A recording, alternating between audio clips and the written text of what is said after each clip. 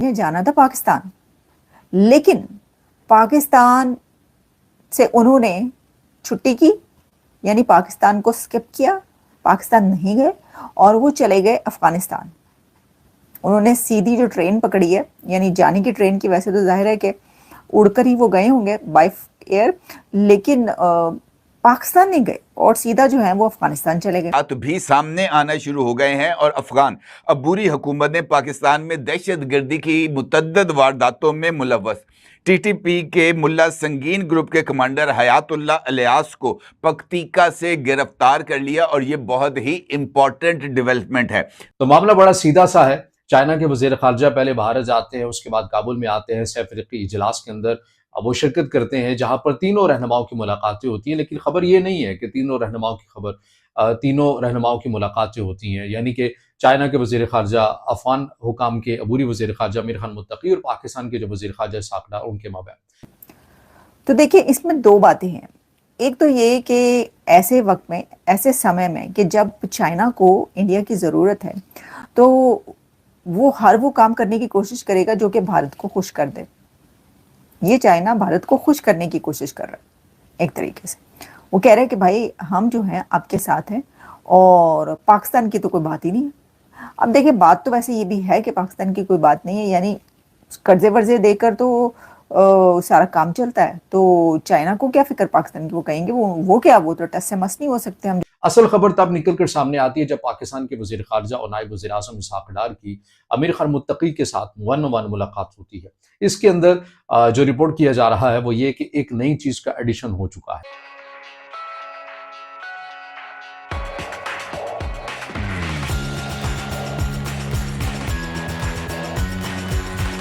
नई चीज का एडिशन मैं इसलिए कह रहा हूं कि पहले पाकिस्तान की जानिब से हमेशा कलअदम टीटीपी की बात की जाती थी कि इनके लोग यहाँ पर मौजूद हैं, इनके सरबराहान को आप वसाइल प्रोवाइड करते हैं, इनके सरबराहान को आपने महफूज पनागाहें दी हुई हैं और पाकिस्तान के अंदर ये पाकिस्तान को गैर मुस्तहकम करने की कोशिशें करते हैं, ऐसे हमले करते हैं। अफगान हुकाम मुसलसल इस बात के इनकारी आपको नजर आते थे।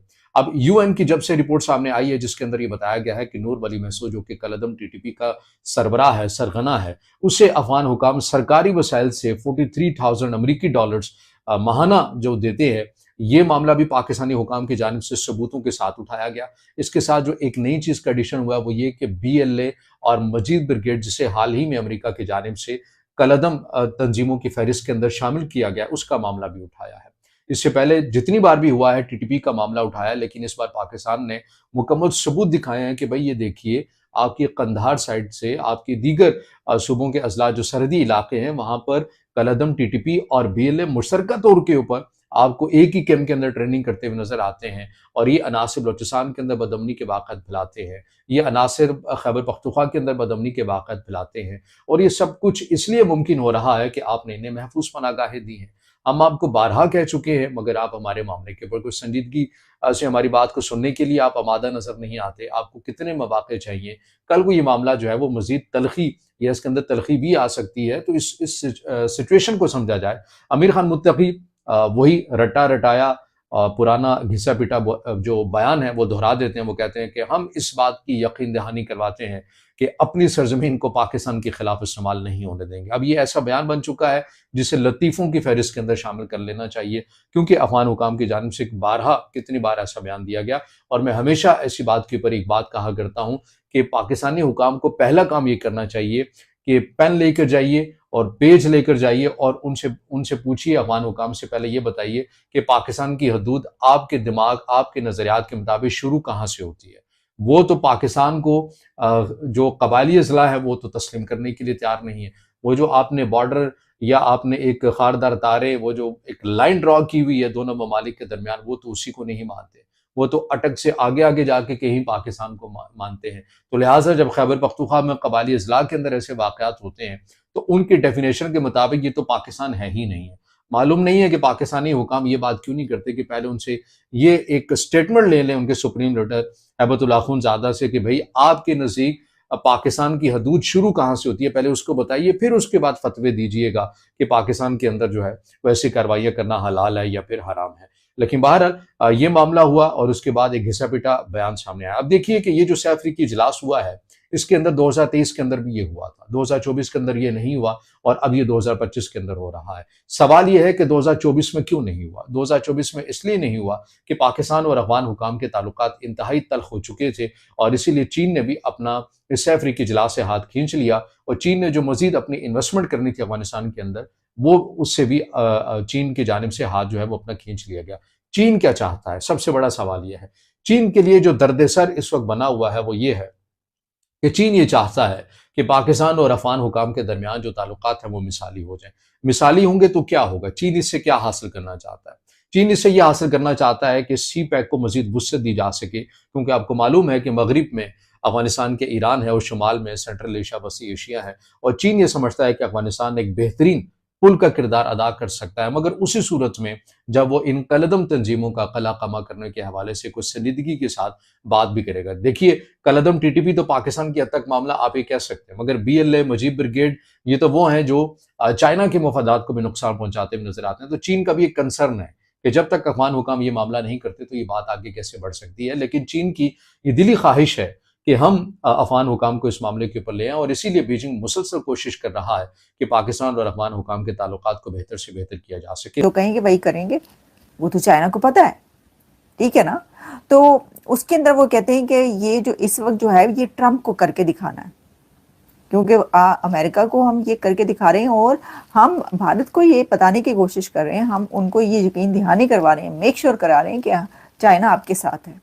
अब चाइना लड़ने के लिए नहीं है, बल्कि आपकी से जो है पार्टनरशिप चाहता है। वो तो खैर अपनी ज़ुबान से वो पहले तरले मिनते भी कर चुके हैं, तो इसलिए वो पाकिस्तान नहीं गए। भारत को उन्होंने दिखा दिया, उन्होंने कहा ठीक है हम नहीं जाएंगे, हम सीधे आपके पास आए हैं और आपके बाद जो हम अफगानिस्तान जा रहे हैं, अफगानिस्तान चलेगा वो। अच्छा, ये अलग बात है कि हो सकता है कि पाकिस्तान ने भी ये कह दिया कि भी हम भी अफगानिस्तान ही आ रहे हैं तो तुझे भी उत्थे ही आ जाओ, क्योंकि अफगान वैसे पाकिस्तान ऐसा कहेगा नहीं, वो क्यों नहीं चाहेगा कि भाई, वो तो चाहेगा कि अच्छी बात है अगर इंडिया गए हैं तो हमारी तरफ भी आए, लेकिन वो नहीं गए उधर इंडिया, मैं ये बता रही हूँ आपको। तो फिर हुआ ये कि पाकिस्तान के जो इसाक डार साहब हैं वो भी उधर थे, अफगानिस्तान गए और अफगानिस्तान में वैंग ली और उनकी जो है वो वहाँ पे मीटिंग हुई और अफगानिस्तान में काबुल में जो अथॉरिटीज़ हैं उनके साथ मीटिंग हुई है। अब देखें, आप ये कह सकते हैं, कहा जा रहा है कि जी ये ट्राइलैटरल समिट, ट्राइलैटरल कॉन्फ्रेंस या ट्राइलैटरल ये मीटिंग थी जिसमें अफगानिस्तान, काबुल, पाकिस्तान और चाइना थे और ये जो है ये भारत के खिलाफ है। ये वाला जो एक ट्रायंगल बन रहा है ये भारत के खिलाफ है। देखिए, वैसे तो ये भारत के खिलाफ ही है, नहीं, अफगानिस्तान भारत के खिलाफ नहीं है, तो इसलिए आप ये नहीं कह सकते। और अब चाइना भी भारत के खिलाफ नहीं है, तो इसलिए आप ये नहीं कह सकते। अंदर से हो सकता है।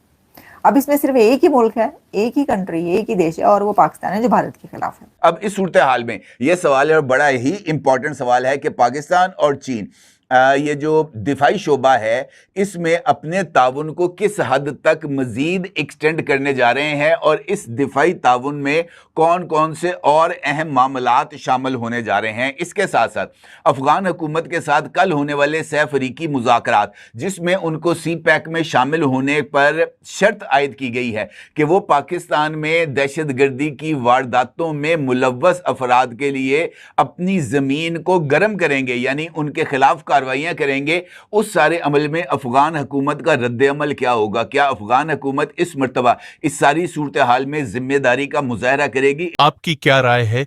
कमेंट करें और शेयर करें। यदि आप चैनल पर नए हैं तो चैनल को सब्सक्राइब करें। वीडियो पसंद आए तो लाइक, कमेंट, शेयर करें। जय हिंद, वंदे मातरम।